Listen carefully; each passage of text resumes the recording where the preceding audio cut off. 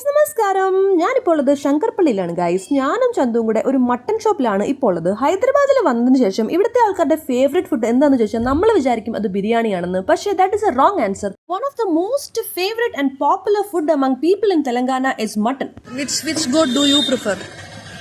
Male. Male goat. Why? Because I heard that it tastes better. കേട്ടില്ല guys, അതിൽ പോലും അവർക്ക് പ്രിഫറൻസ് ഉണ്ട്. എന്ത് ഫംഗ്ഷനും ആയിക്കോട്ടെ, കല്യാണം, പാലുകാച്ചൽ, 28 കെട്ട്, ഏത് ഫംഗ്ഷൻ ആയാലും മട്ടൺ ഇല്ലാതൊരു കളിയില്ല. പിന്നെ ഇവിടുത്തെ കാര്യം പ്രത്യേകിച്ച് പറയണ്ടല്ലോ, സ്പൈസി ഫുഡിന് പേര് കേട്ട നാടാണ് തെലങ്കാന. അല്ല, എരിവുള്ള മട്ടൻ കറിയും ചോറും.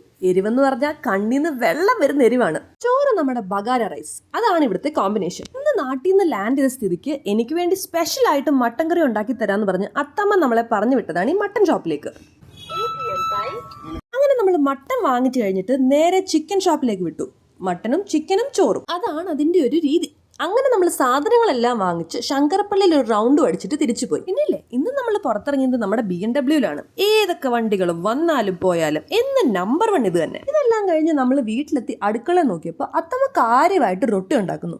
സാധാ പോലെ അല്ല ഉണ്ടാക്കുന്നത്, കൈ കൊണ്ട് അടിച്ചു പരത്തിയാണ് ഉണ്ടാക്കുന്നത്. കാര്യം തിരക്കിയപ്പോൾ ഇത് ജൊണ്ണ റൊട്ടിയാണ്, എന്ന് വെച്ചാൽ ജോവറിന്റെ റൊട്ടി. ఏం చేస్తున్నారు అత్తమ్మ? జొన్న రొట్టె చేస్తున్నా కోడలా. ఎవరికి? మామకు.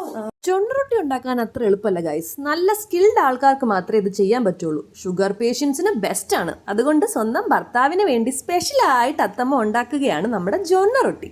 రోజు డిన్నర్ కి ఏంటి? Mutton chicken bagara rice. Bagara rice అయిపోయినా?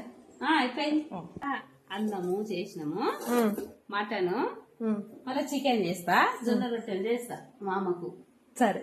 അങ്ങനെ കുക്കിംഗ് ഒക്കെ അവസാനിപ്പിച്ച് നമ്മൾ നേരെ ഈറ്റിംഗ് പ്രോസസ്സിലേക്ക് കടന്നു ഗൈസ്. നല്ല എരിവുള്ള ചൂട് മട്ടൻ കറിയും ബഗാര റൈസും ഒരു പ്ലേറ്റിലേക്ക് അങ്ങോട്ട് വിളമ്പി ഒന്ന് കഴിച്ചു നോക്കണം ഗൈസ്. ഒത്തന്റിക് തെലങ്കാന ഫുഡ് എന്ന് വെച്ചാൽ ഇതാണ് എന്നാണ് നമ്മുടെ തെലങ്കാന റെപ്രസെന്റേറ്റീവിന്റെ വാദം. അങ്ങനെ നമ്മളെല്ലാവരും കൂടെ നിലത്തൊരു പായൊക്കെ വിരിച്ചിട്ട് നിരന്നിരുന്നൊരു പ്ലേറ്റിൽ കുറച്ച് മട്ടൻ കറിയും ചോറും ഒക്കെ കഴിച്ച് ആസ്വദിച്ച് രാത്രിയോട് വിട പറഞ്ഞു.